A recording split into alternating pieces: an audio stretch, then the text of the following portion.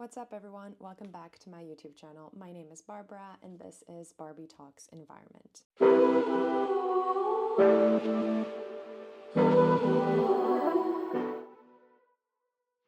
So today we're going to be discussing something that happened quite recently in the US, and that is hurricanes, more specifically a large emergence of hurricanes. So we're going to be discussing the 2024 Atlantic hurricane season, its environmental effects, and how this overall relates to our climate change initiatives. For Hurricane Milton, which is heading right towards Florida as an extremely dangerous Category 5 hurricane. Today, Milton became the strongest storm anywhere on the planet this year. This is an unprecedented storm, and it's causing us to have an unprecedented response. Helene is cleaning up from the worst flooding ever on record for the state. More than 100 people are dead from Helene, a number that's still expected to rise.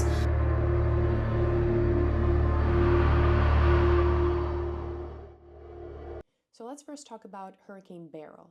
So Hurricane Beryl wasn't just any storm. It became the second storm of the season, and it quickly intensified in June into a Category 5. This made it the earliest Category 5 Atlantic hurricane on record and only the second one to reach such strength in July. Beryl set the stage for what was shaping up to be an intense storm season.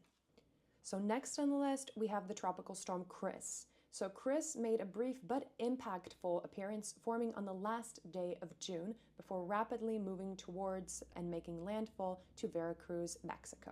Next came the Hurricane Ernesto, and Ernesto swept through the Lesser Antilles, bringing impact to Puerto Rico and even Bermuda.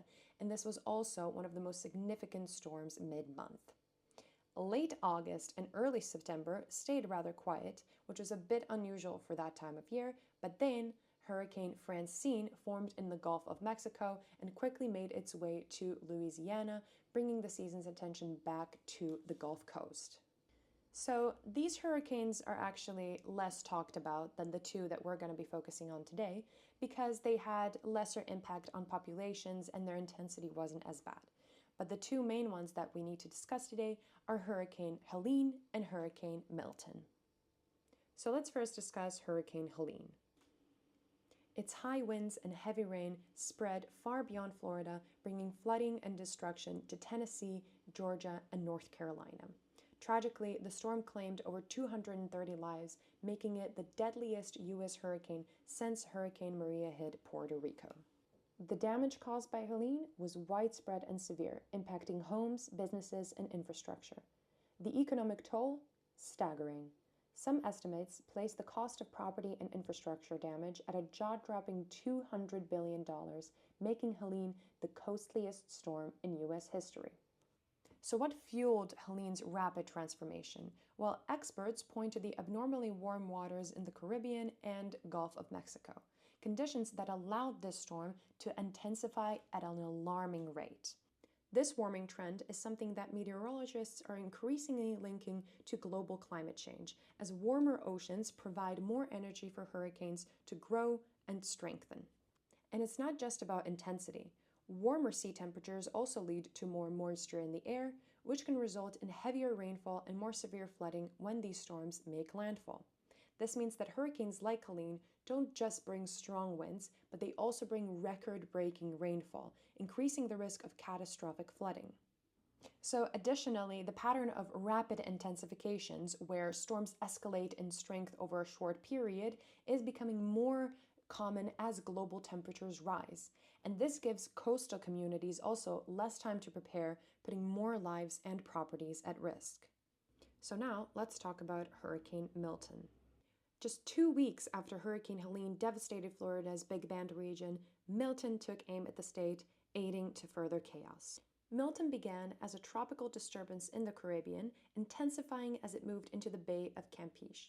By October 7th, it had exploded into a Category 5 hurricane with peak winds of 180 miles per hour and an astonishingly low pressure of 197 millibars, placing it among the top 5 most intense Atlantic hurricanes ever recorded.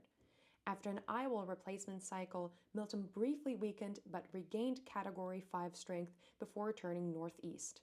By the time it made landfall near Siesta Key on October 9th, it was a Category 3 hurricane, bringing severe winds, flooding, and an even deadly tornado outbreak.